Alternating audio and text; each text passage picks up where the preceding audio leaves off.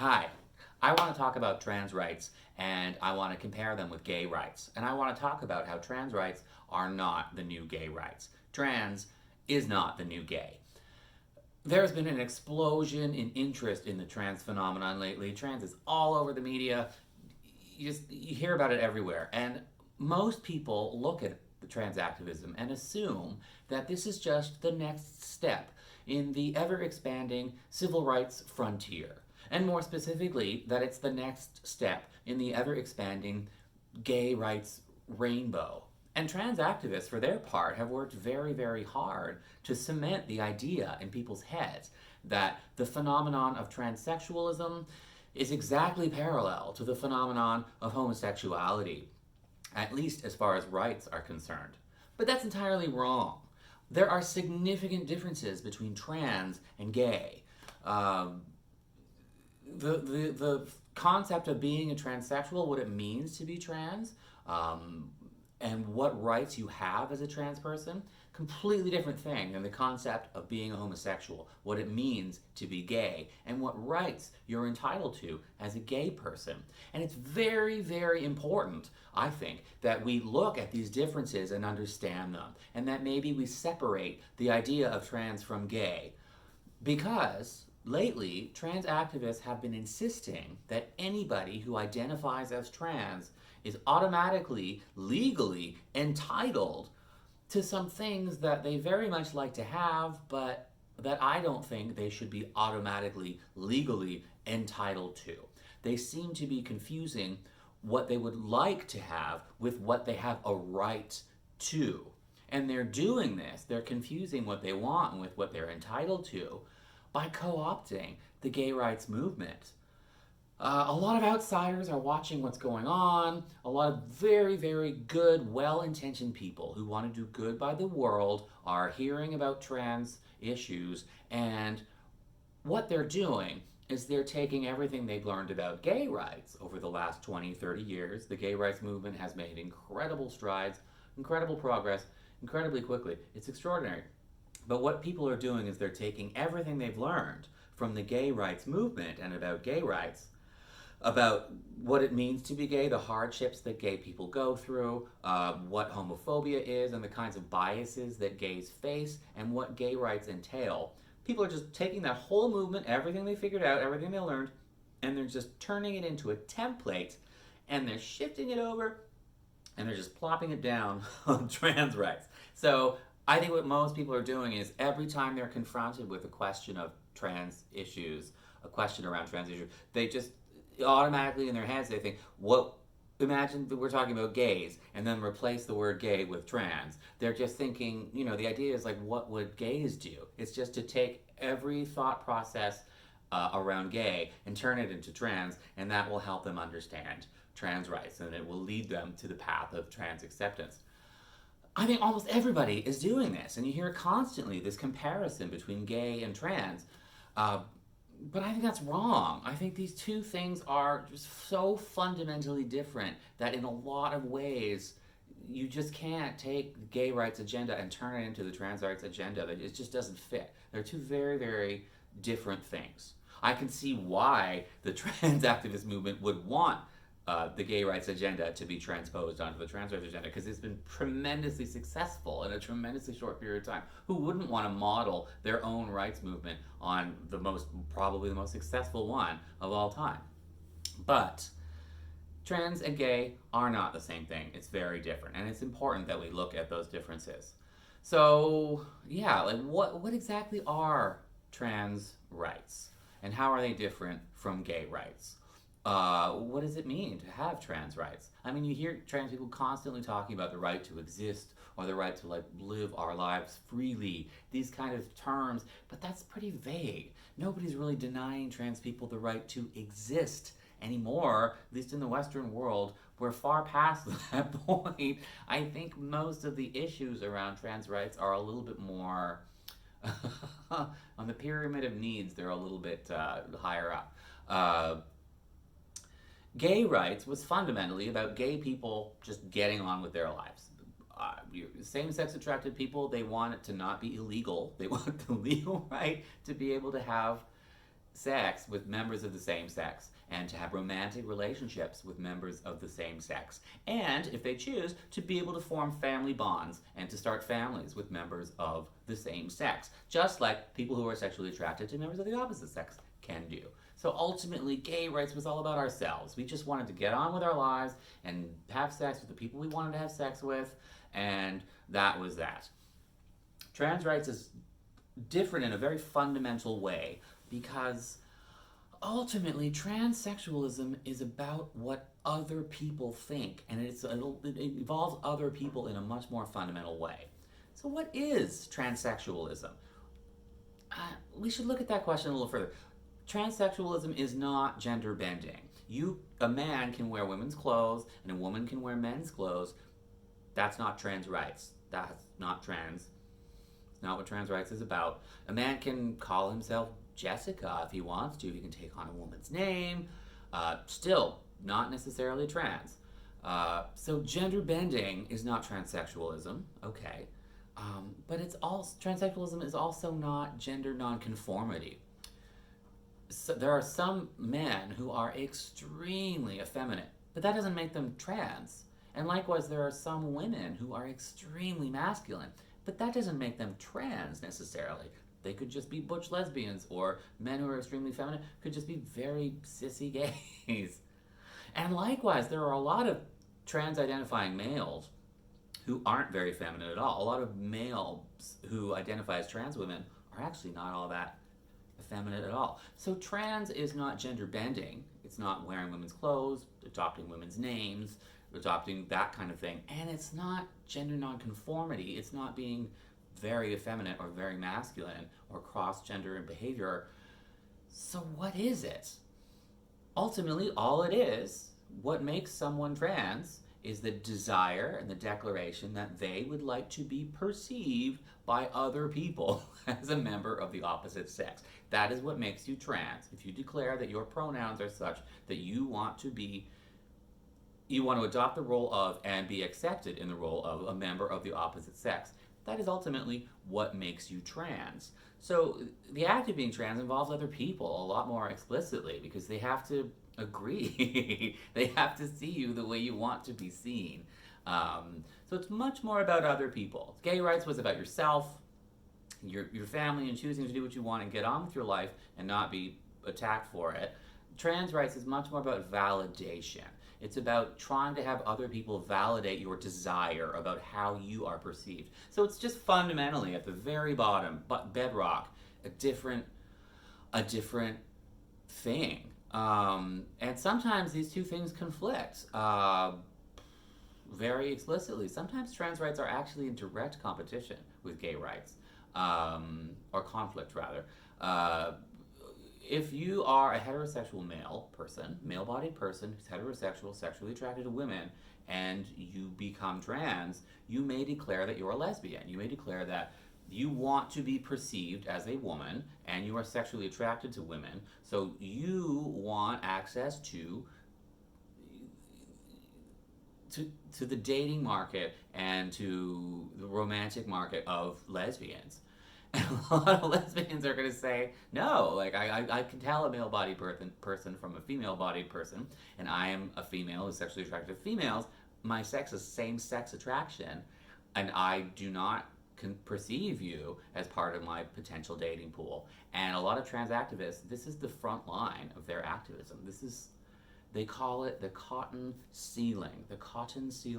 The idea that a fundamental right of a trans person, if you are a trans-identifying male who self-identifies as a lesbian female, a lesbian woman, that is your human right to be in the dating pool with lesbian females. That seems like there's obvious conflict there because historically lesbians have faced a lot of coercion and to have sex with male-bodied people, and now we've got male-bodied people who are self-identifying as women and as lesbians who are saying that it's a human rights violation if they are not perceived by lesbians as fellow lesbians. So there's a huge conflict, right? And that's huge. The number of people who are self-identifying as trans-identified female, the number of trans women who self-identify as lesbians is huge. It's a massive number of the trans population. Um, so there's a lot of problems between that population and the lesbian community for obvious reasons. Another one is the born this way argument. There is a lot of evidence that homosexuality is.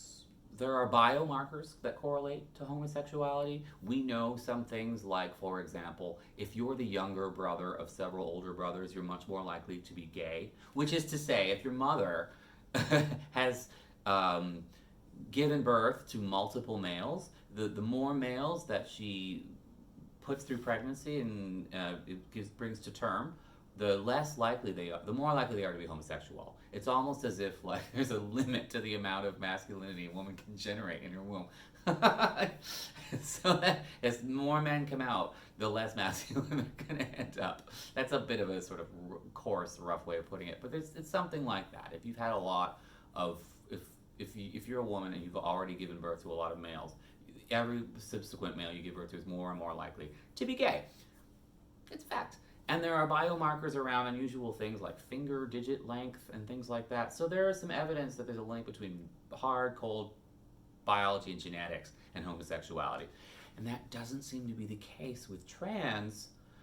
And I really don't know how it could really be the case with trans, given that there are so many pathways to trans. Remember, if all trans is the desire to be perceived by other people as a member of the opposite sex, well, there are a lot of different pathways to that desire. There are a lot of different ways in which someone could come to that conclusion and come to that belief and desire. It could be that you're extremely gender nonconforming and it's easier for you to live your life if you take on the role of someone of the opposite sex, which would make you seem, to society standards, as suddenly gender conforming. You know, if you're an extremely effeminate homosexual male, you don't get along with men at all, you get along with women, all your friends are women, you're just much more in common and in touch with femininity than masculinity, and you're even sexually attracted to men just like your girlfriends are, it might be easier for you to adopt the social role as a woman and to even want to be perceived by other people as a genuine woman and pursue, you know, perhaps physical changes, cosmetic surgery and that kind of thing, in order to facilitate that. And it might also be easier for you to find suitable sexual and romantic partners by adopting the opposite role. If you're a very effeminate homosexual male, there's a market among heterosexual males to want to have sexual relations and romantic relations with you. That's a thing. So you might find more romantic and sexual satisfaction and success in life by transitioning. So that's one pathway towards trans. And another is the phenomenon of autogynephilia. It's very controversial among many trans people, but it's a very well documented phenomenon. It's very common for heterosexual males to be profoundly aroused by the idea of thinking of themselves as women while they're having sex with women. This is a well documented, well established phenomenon among the huge percentage of the male population, and some males who are very, very erotically charged by the idea of thinking of themselves as women while in a romantic or sexual relationship with a woman would go so far as to pursue transition and to become trans women in order to fulfill that need in their lives. Very well established. So that's another avenue towards trans. There are still others. There are new ones emerging, especially with the renewed attention in the media around trans. There are still more ways in which people will come to the conclusion that they need to be perceived in society as members of the opposite sex and to take on the opposite gender role, which isn't the same thing, but there's a little bit of confusion around that in the trans community. So there's very different things. And the idea that sex doesn't exist is not something that gay rights was ever about. Gay rights, in fact, revolved around acknowledging that there's a difference between males and females, because a gay man wants to have sex with males and not females. It's quite taboo to say that now. because trans activists have come along, and their belief, because they're all about being recognized as the opposite sex, as their biological sex. Their agenda is all about eliminating the difference between males and females, eliminating the definitions of male and female, taking biology out of the equation altogether. I've already pointed out how that has conflicts with the lesbian community, but some people take it so far as to say that anybody who has any genital preferences, so to speak, anybody whose sexual orientation revolves around sex, biological sex, is a bigot. Because the trans activist community has gone so far these days as to say that the existence of biological sex is an affront to their human rights, and that we all need to collectively come together and affirm that biological sex is a social construct in order to validate their desire to be perceived by you as a member of the opposite sex. That is not a right. That's not the same as gay rights at all. This is a much wider, much broader, much more consequential demand. This is a much more fundamental change to society that gay rights ever was. So the villains of gay rights were and still are religious conservatives who refuse to accept that homosexuality is an innate and harmless fact of human diversity. But on the other hand, the villains of trans rights are mostly science-based liberals. Feminists and lesbians and philosophers and sexologists and gays and even rational-minded transsexuals themselves are all branded TERFs because we refuse to accept that biological sex isn't real. We absolutely affirm that biological sex is real and readily perceptible, and that it plays a factor in all kinds of areas in our lives. And most notably, in our sex lives. Our sex drive revolves entirely around sex, around biological sex. And much to the chagrin of trans activists, there's nothing we can do about that. We know what sex is, and we recognize it, and there's nothing that can be done. That's just a fundamental part of the human condition. And there are other aspects of humanity in which biological sex matters. Sports is a great example. Athleticism, athletic pursuit, athletic competition, elite athletics. There are many trans activists who believe that a male-bodied trans-identifying person, a trans woman, has the legal right to compete as a woman in athletic competitions. And that just doesn't make any sense. There is one reason, and one reason alone, that we segregate athletics into separate categories for men and for women. Segregation is a really big deal, and you need to have a justifiable reason to do it. And there is one and only one reason that we segregate athletics into men's and women's competitions, and that is the obvious, unambiguous, indisputable, undeniable fact of human sexual dimorphism.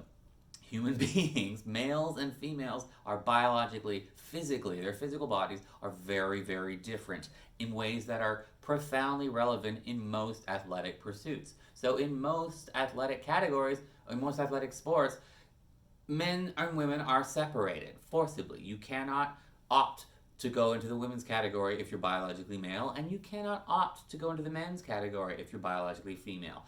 And the reasons for this are obvious. None of this has anything to do with your social role as a trans person or with your pronouns. None of these things have any influence on your biological sex. Athleticism is strictly biological. Everything else doesn't matter. I just find that incredibly obvious. So when these trans activists say that, male-bodied trans women should be entitled to play on women's athletic teams, it doesn't make any sense because there's just no justification for it. It just isn't there. Even if some of these trans women have undergone some degree of medical transition, the objectives of these medical transitions are invariably superficial. To change their appearance to look more feminine. Laser surgery, breast augmentation, even estrogen and testosterone suppression and estrogen injection. These are all about trying to achieve the appearance of femininity. None of these things have to do with altering, say, your muscle twitch speed or your muscle mass or your bone density and all the fundamental differences that matter in athleticism between a male-bodied person and a female-bodied person. So they're completely irrelevant. Yeah, it's just ridiculous. Sports is strictly biological, and you have to acknowledge that sex is the absolute bottom line when it comes to segregating groups of humans in sports. Ridiculous to argue that pronouns or have anything to do with that. Totally ridiculous. And another big difference between males and females in biology is behavior. There appear to be some pretty fundamental behavioral differences between males and females, which lead to which make it very important that there are separate spaces for females apart from males, particularly safe spaces, particularly spaces where women are confined, such as prisons or shelters. There are just very demonstrable reasons why these spaces really should be segregated according to biology and not according to, or at least not strictly according to one's declaration of their gender identity.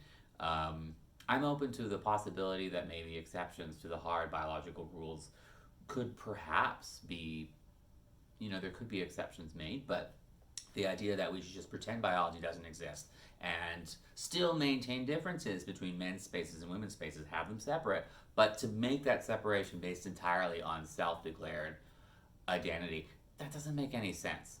And I don't understand how any of this ties back to gay rights, how so many people look to the gay rights revolution of the last 20, 30 years and use that to justify these kinds of arguments. It just doesn't make sense to me.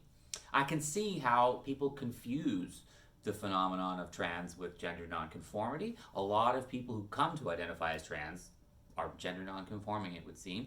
And I can see how it's also confused with homosexuality. I think a lot of people who were born sort of innately, biologically speaking, homosexual do come to identify as trans as well. But it's not the same. These are separate issues and separate, especially in terms of rights. Gays were not demanding, for example, that they be perceived as, potential sex partners to straight males. Gay men weren't asking straight men to consider them as potential sex partners. We never argued that you had to orient your sexuality in order to accommodate us. We just wanted to be left alone so that we could do our things on our own. Yeah, it's just very, very different with trans. It's very much demanding things of other people. Yeah, it's very strange. And these things that are being framed as rights, there's just never been any argument put forward as to how they are rights and how they are not just wants. I can see a justification for saying that gays have a right to marry because society puts so much. Marriage is such a fundamental part of Western civilization, Western society. It seems I can see how society would come to the consensus that it's unfair that same-sex attracted people would be excluded from this profoundly fundamental part of society, and that in allowing them to participate in it civilly, the gays can have can be recognized as partners in civil law, doesn't have any negative impact on the rest of the world. So that makes sense. But a lot of these trans demands have a bigger impact on other people. Everybody on Earth has a biological sex, and we live in a gendered society that everybody has to interact within. So what trans activists are demanding is that everybody reevaluate biological sex. Everybody's definition of their own sex has to change, and everybody's idea of gender has to change to accommodate trans. That's just a profoundly bigger project. It's a much bigger undertaking. It has a profoundly bigger impact on society than anything that the gay rights movement ever demanded. And frankly, I think it's too big. I don't think it's realistic to make society decide that biological sex isn't real, and that to force everybody, homosexual and heterosexual alike, to pretend that they don't recognize biological sex when they're considering potential sexual and romantic partners, and same with elite athletic sports. I just think this is all going to fall apart very quickly because it's just not tenable. It doesn't make any sense. And the sooner we see that, the better for gays and for transsexuals and trans people. This ridiculous extremist movement that we've seen revolving around trans people, piggybacking on the gay and lesbian rights movement, is hurting gays and lesbians, especially lesbians, and I think it's hurting trans people too. And broadly speaking, I actually think it's hurting the entire progressive side of politics. I think it's just so foolish and it's just so foolish and in denial of reality that it's giving fodder for people on the right and people who are more conservative to undermine the entire project of progress, of the entire project of the left. So yeah, it's ridiculous. I, as a gay person, find it ridiculous that this is what gay rights have turned into. And yeah, if I've convinced at least one person in this video, I'm happy. All right, thanks. Cheers.